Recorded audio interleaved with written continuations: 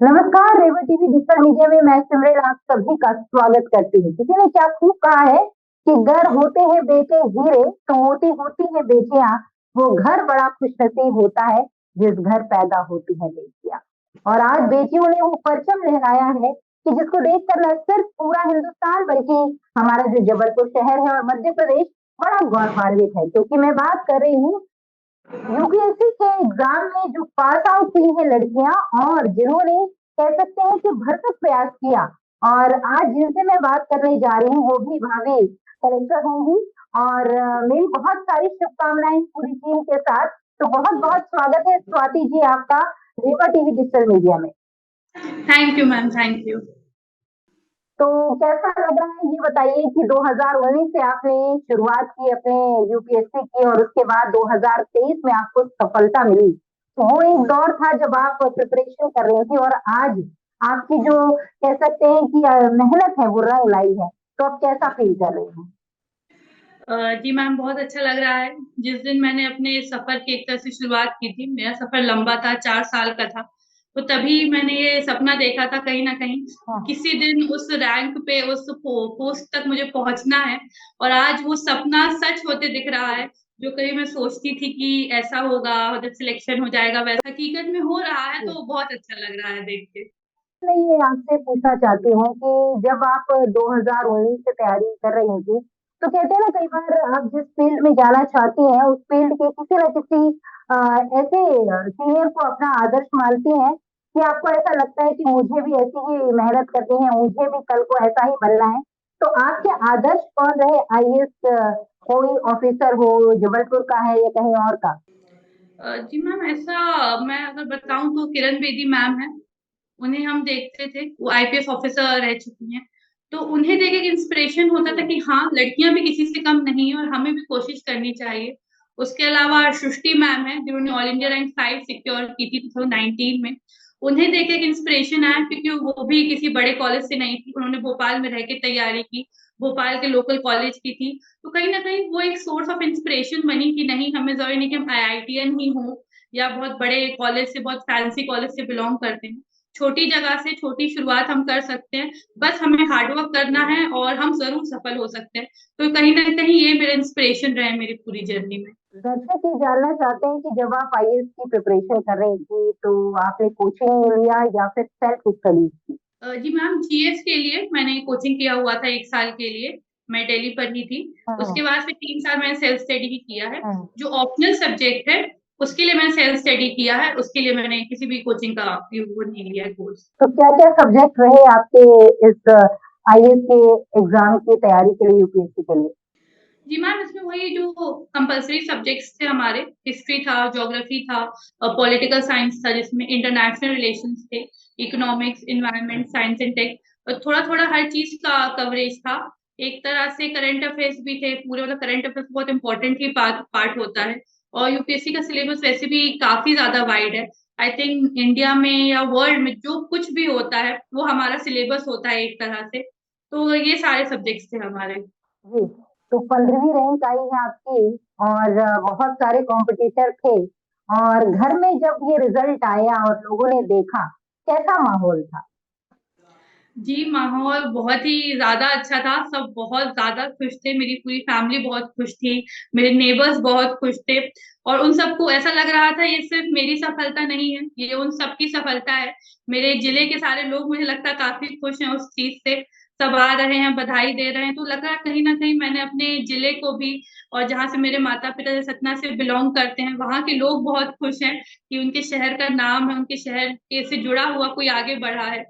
तो कहीं न कहीं मुझे लगता है मैंने हर किसी को गौरवान्वित किया है, और वो फीलिंग बहुत ज़्यादा, उस सफलता की जो खुशी है वो बहुत ज़्यादा है इसलिए। बिल्कुल। और इस बार जबलपुर शहर के लिए बड़े गौरव की बात है कि आपके साथ-साथ जतिन जैन और सृष्टि जैन भी यहाँ पर, अगर मैं बात करूँ तो उन्होंने भी वो जी। सफलता हासिल की है। तो जबलपुर शहर संस्कार वाली जो है, वो आप तीनों की सफलता से बाग-बाग है और बड़ा ही हर्ष का विषय है कि हमारे जबलपुर जैसे, जिसको छोटी सिटी बोलते हैं, वहाँ से 3 डीएम निकल रहे हैं, जो कि भारत जी। में प्रतिनिधित्व करेंगे। तो ये हम सभी के लिए गौरव की बात है। लेकिन कई बार ये होता है कि जब आप प्रयास कर रहे होते हैं, आपको सफलता नहीं मिलती, तो एक डिप्रेशन भी आता है लेकिन कई लोग जो होते हैं उस स्थिति से डिप्रेस हो जाते हैं, और कुछ लोग जो होते हैं अपनी उस असफलता में उस कमी को ढूंढते हैं जिसमें वो असफल रह गए हैं, और फिर उस कमी को ढूंढ कर वो सफल होने का प्रयास करते हैं। और मेरे ख्याल से आपने भी बिल्कुल वही किया कि क्या कमी रह गई है उसे मैं पूरा करूं और आगे आकर मैं उसमें सफल हूँ। क्या कहेंगे? जी, होता ही है जब आप ऐसे किसी एग्जाम में उतरते हैं तो सफलता असफलता ये चलती ही रहती है। आप कह नहीं सकते हैं कब सिलेक्शन किसी किसी का फर्स्ट अटेम्प्ट में हो जाता है, किसी किसी का सिक्स्थ अटेम्प्ट तक जो हमारा लास्ट अटेम्प्ट है वहां तक भी जाता है। लेकिन मुझे लगता है हमें कभी भी हार नहीं माननी है, आगे बढ़ते रहना है। अगर हमने सोचा है कि हमें ये करना है तो हमें फिर करना है, चाहे जो भी चीज आए। मेरे साथ भी ये चीज हुई थी कि कभी कभी असफल हुई हूं मैं फर्स्ट अटेम्प्ट में से। लास्ट ईयर में जैसे मेरा 12 मार्क्स से कट ऑफ रह गया था, तो ये सारी स्थितियां आई हैं तो बहुत अपने आप पे एक डाउट होने लगता है कि हम किसी काम के नहीं है। पर हमें फिर भी मुझे लगता है आगे बढ़ते रहना है। असफलता को हमें सफलता की सीढ़ी बनानी है, ना कि उससे उससे पीछे जाना है। बात रही, मुझे लगता है जब लोग ज्यादा अपने आप पे हार्ड होने लगते हैं कि पढ़ाई को बोझ की तरह लेने लगते हैं, तब वो और ज्यादा उस असफलता से परेशान होते हैं। आप जब असफल हो तो थोड़ा टाइम अपने लिए निकालिए, अपनी गलतियां देखिए, ये सोचिए कि आप उस गलती को अब रिपीट ना करें। जब आप ये सोच रखते हैं तो तब आप ज्यादा एक कदम जो एक सफलता की तरफ बढ़ा लेते हैं। और जो पहली लड़ाई है उस सफलता तक पहुंचने की, वो आप तभी जीत लेते हैं जब आप ये सोचते हैं कि हमें हार तो नहीं माननी है, करना है, यही करना है और कैसे भी करना है। जी, तो मतलब ये है कि लगे रहना है, बस लगे रहना है। जब तक जी। आपको मंजिल ना मिले तब तक लगे रहना है।